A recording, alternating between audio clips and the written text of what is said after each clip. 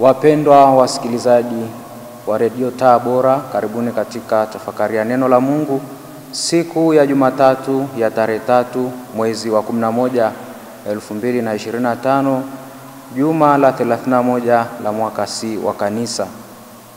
Masomo yetu ya leo ni kama ifuatavyo.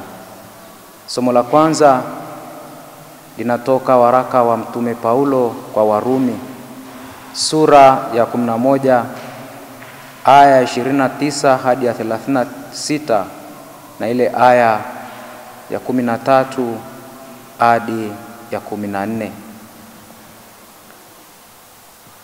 Na somo la Injili takatifu ilivyoandikwa na Mtakatifu Luka, sura ya 14 aya ya 12 hadi ya 14.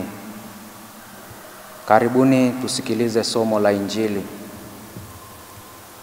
Yesu akamwambia yule aliyemwalika, "Ufanyapo chakula cha mchana au jioni, usiwaite rafiki zako wala ndugu zako wala jamaa zako wala jirani zako wenye mali, wao wasije wakakualika wewe ukapata malipo.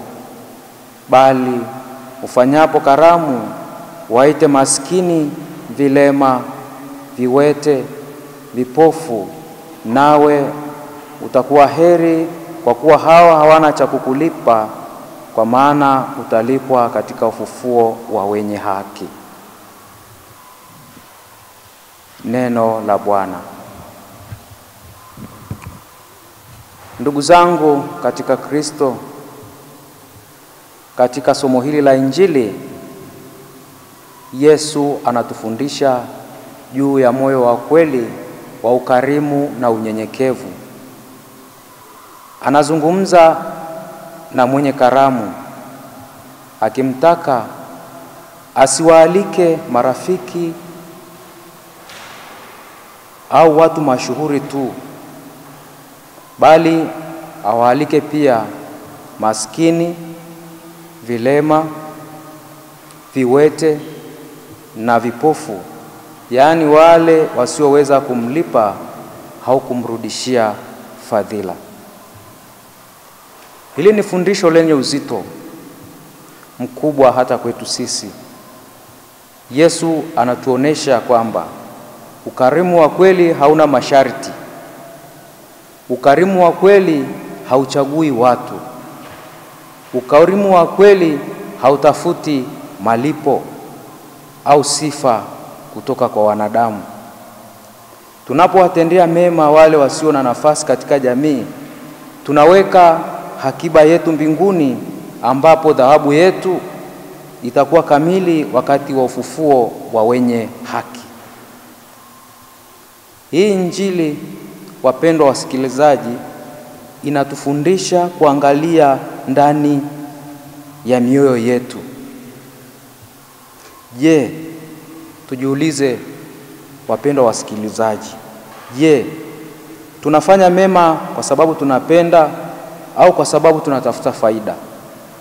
Basi kama tunafanya mema kwa sababu tunatafuta faida, sio hilo ambalo Bwana Yesu anatuasa leo katika Injili ya leo. Lakini tutambue kwamba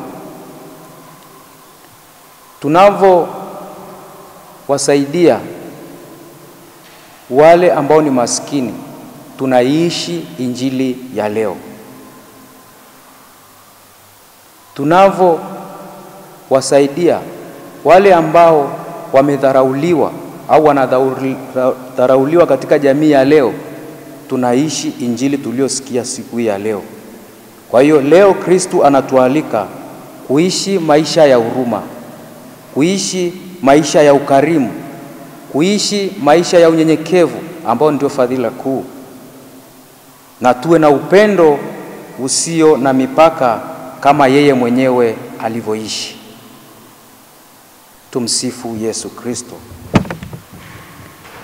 Tafakari hii imeletwa kwenu na Frateri Agustino Kulaya kwa Jimbo Katoliki Same, ninayesoma seminari kuu ya Mtakatifu Paulo Mtume Kipalapala, mwaka wa 4 wa theolojia.